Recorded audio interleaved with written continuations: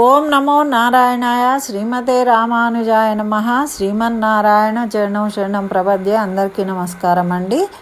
మనము భగవద్గీత మహత్యం అంటే 18 అధ్యాయాలకు సంబంధించి ఏ అధ్యాయం చదవడం వల్ల ఏమి ఫలితం మనకు లభిస్తుంది అనే దాని గురించి భగవద్గీత మహత్యం అని పద్మపురాణంలో ఉన్న కథలను తెలుసుకుంటూ ఉన్నామండి.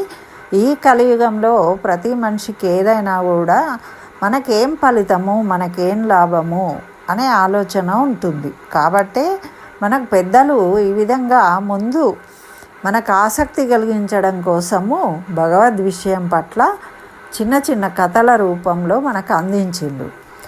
ఆ కథలు వినడం వల్ల కూడా ఫస్ట్ మనకు కొంత పుణ్యం కలుగుతుంది, కొంత జ్ఞానం కలుగుతుంది.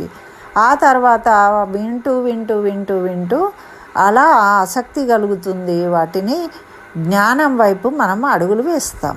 అందుకోసమే తప్పకుండా మనము వీటన్నిటిని కూడా వింటూ ఉండాలి. వినడం వల్ల మనకు పనులు సానుకూలమవుతాయి, వాటి తాలూకు పుణ్యం లభిస్తుంది. మళ్ళీ దాని ఫలితం వల్ల మనలో జ్ఞానం అనేది పెరుగుతుంది. ఇన్ని రకాల లాభాలు ఉన్నాయి కాబట్టే మనకు పురాణ శ్రవణం అనేది చాలా ఉత్తమమైంది అని తెలుపబడింది. అందుచేతనే ఇప్పుడు ఈ గీతా మహత్యానికి సంబంధించిన కథలు పద్మపురాణంలో ఇచ్చినవి మనము చెప్పుకుంటున్నాం. ఇప్పుడు 7 అధ్యాయాలకు సంబంధించిన మహిమలను కథల రూపంలో తెలుసుకున్నాం. ఈరోజు మనము 8వ అధ్యాయం పారాయణం చేయడం వల్ల మనకి ఏం ఫలితం కలుగుతుంది అనేది ఈ కథ ద్వారా తెలుసుకుందాం. అయితే మనం ముందు చెప్పుకున్నట్టు పార్వతీదేవి పరమేశ్వరుణ్ణి అడుగుతూ ఉంది, నాదా, ఈ భగవద్గీతలో 8వ అధ్యాయము అక్షర పరబ్రహ్మ యోగాన్ని కనుక పఠించినట్టయితే మనకు ఏ విధమైన ఫలితం కలుగుతుంది, దాని యొక్క మహత్తు ఏంటి, మహిమ ఏంటి అని అడిగింది. అడిగితే అప్పుడు పరమేశ్వరుడు ఏం చెప్తూ ఉన్నాడు అంటే, కాత్యాయని, తప్పకుండా తెలియజేస్తాను. ఈ కథ నీకు చాలా ఆనందాన్ని కూడా ఇస్తుంది. అదేవిధంగా శ్రీ మహాలక్ష్మి కూడా శ్రీమన్నారాయణని అడిగింది. అడిగినప్పుడు శ్రీమన్నారాయణుడు స్వయంగా ఈ భగవద్గీత యొక్క మహిమను తెలిపాడు. ఆ విధంగానే నేను కూడా నీకు తెలియజేస్తాను, శ్రద్ధగా విను అని చెప్తూ ఈ విధంగా చెప్తూ ఉన్నాడు. దానికి సంబంధించిన మహత్తు గల కథను పూర్వము దక్షిణ దిశలో ఉన్న అమర్ధకపూర్ అనే పేరు గల ఒక ముఖ్యమైన పట్టణం ఉందట. అందులో భావశర్మ అనే బ్రాహ్మణుడు ఉన్నాడు. అతను ఎటువంటి వాడు అంటే, భావశర్మ బ్రాహ్మడిగా ఏ పని కూడా చేసేవాడు కాదు. దైవత్వము, బ్రాహ్మణత్వం అనేదే లేదు. ఆయన ఒక వేశ్యను భార్యగా స్వీకరించాడు.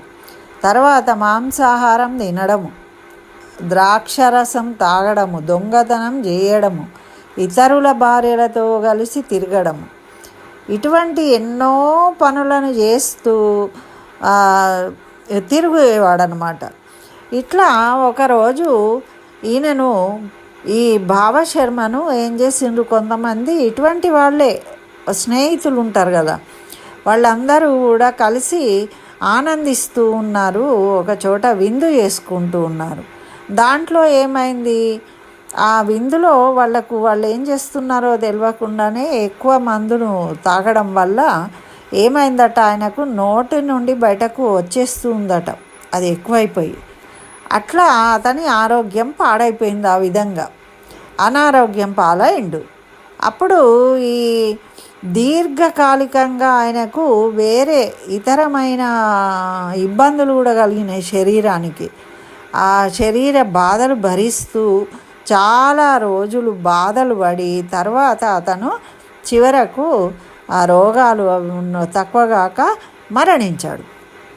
అప్పుడు ఆయన ఏమైండు అంటే, ఒక ఖర్జూరపు చెట్టు శరీరాన్ని పొందిండట.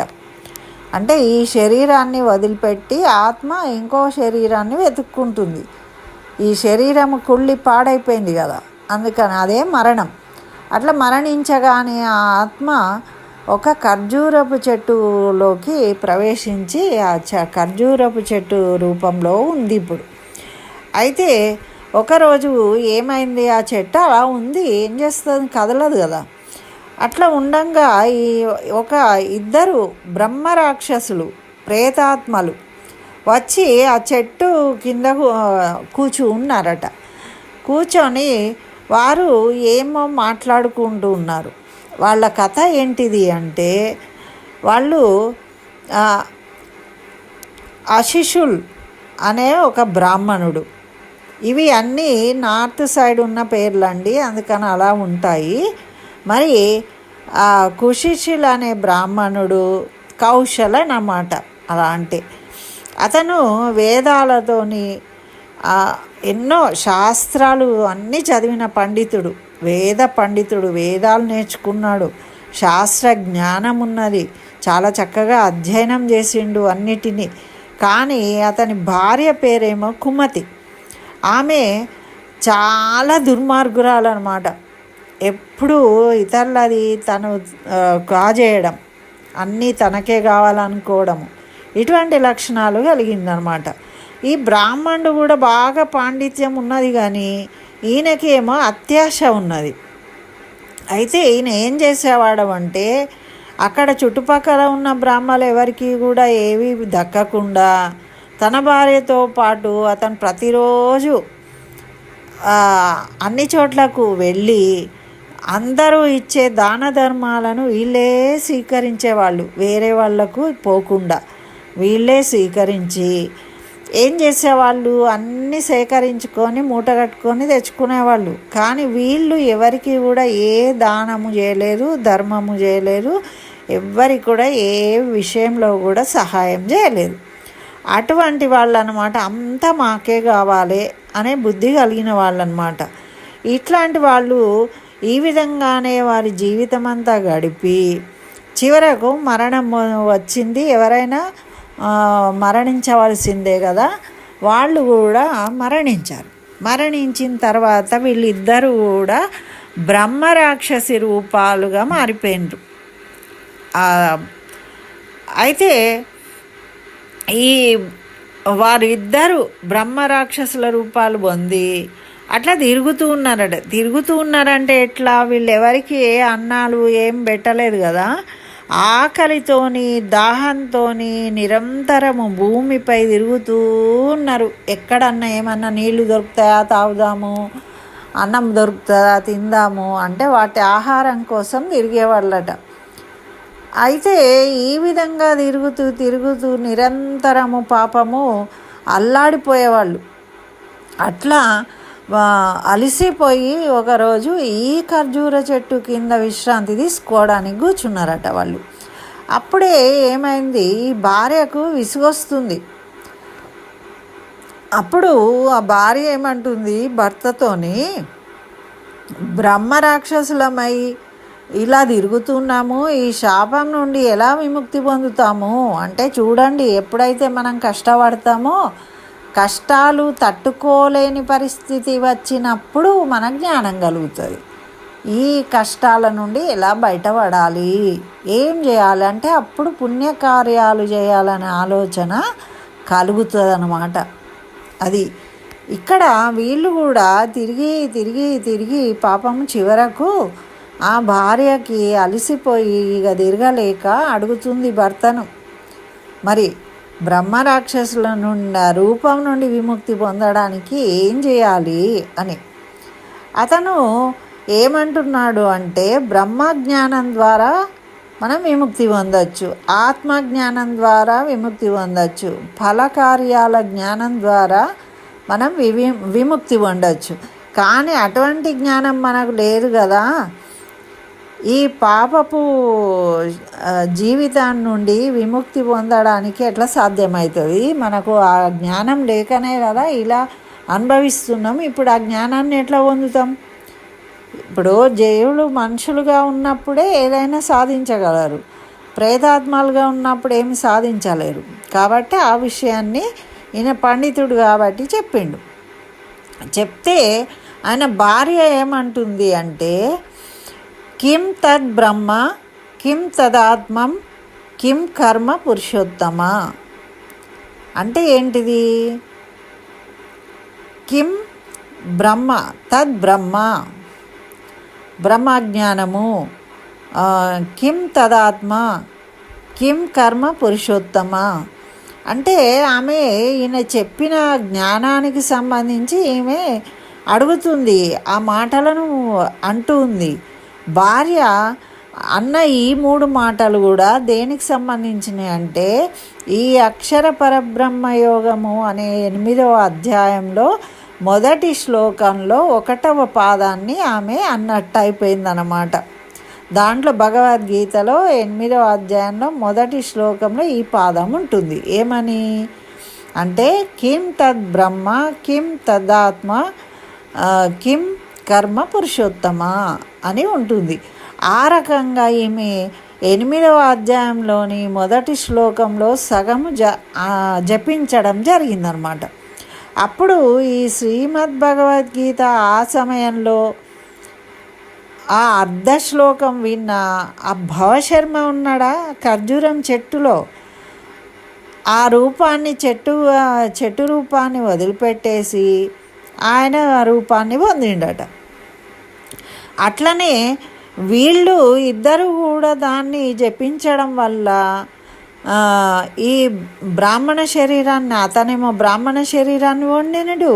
అకస్మాత్తుగా ఆకాశం నుండి ఒక పుష్పక విమానం వచ్చిందట, పుష్ప విమానము. అది ఆ భార్యాభర్తలను చక్కగా అందులో కూర్చోబెట్టుకొని ఆ ఇద్దరిని కూడా వైకుంఠానికి తీసుకువెళ్ళిందట. ఈ బ్రాహ్మణ్ణేమో వాళ్ళ ఇంటి దగ్గర దింపిందట.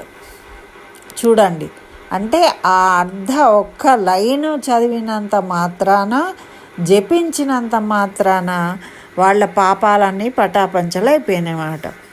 అప్పుడు ఇక ఆ బ్రాహ్మడు భవశర్మ ఇంటికి వెళ్ళిండు కదా, చాలా గౌరవంతో ఆ అర్ధ శ్లోకాన్ని తెలుసుకున్నాడు. ఈ అర్ధ శ్లోకం వల్లనే ఇప్పుడు నాకు మళ్ళీ ఆ రూపము, ఆ ఖర్జూరం చెట్టు రూపాన్ని పోయి బ్రాహ్మణ రూపాన్ని పొందిన అని తెలుసుకొని, ఆ కిం తద్ బ్రహ్మ కిం తదాత్మం కిం కర్మ పురుషోత్తమ అని వాసి మరి శ్రీకృష్ణుడిని పూజించి ఇక ఇదే దాన్ని జపం చేయడం మొదలుపెట్టిండట.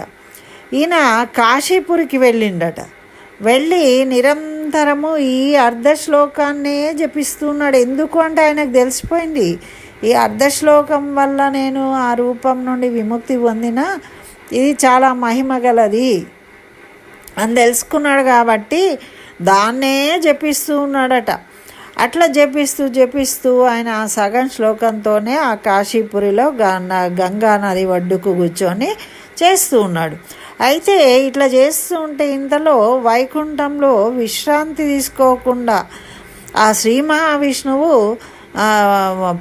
శేషపానుపుపై పడుకుని ఉన్నవాడు సడన్గా లేచిండట.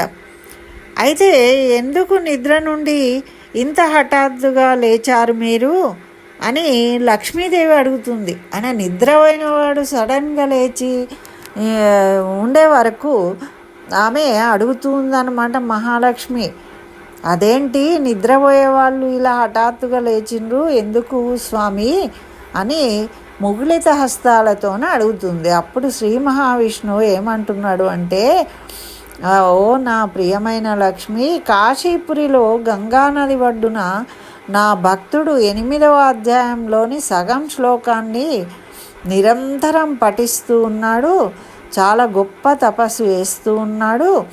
శ్రీమద్ భగవద్గీత అతని భక్తిని ఎంతో అంటే ఉత్తమమైన భక్తి కలిగి జపిస్తూ ఉన్నాడు. ఇట్లా మరి ఇంత భక్తితో చేసే ఇతన్ని చాలా కాలంగా నేను ఆలోచిస్తున్నా, ఏ విధంగా ఈయనని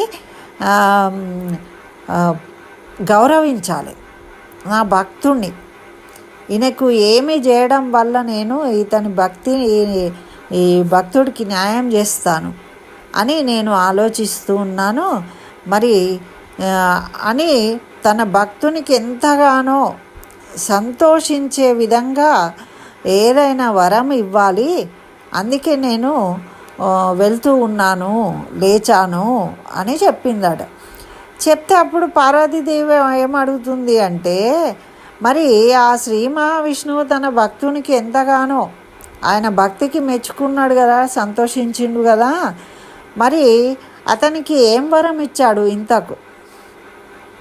అంత ఆయన సంతోషపడ్డాడు కదా ఆయన భక్తి చూసి. అంటే అప్పుడు శివుడు ఈ విధంగా చెప్తున్నాడు, ఆ భావశర్మ దగ్గరికి వెళ్ళిండు. ఆ భావశర్మను వైకుంఠానికి తీసుకొచ్చాడట.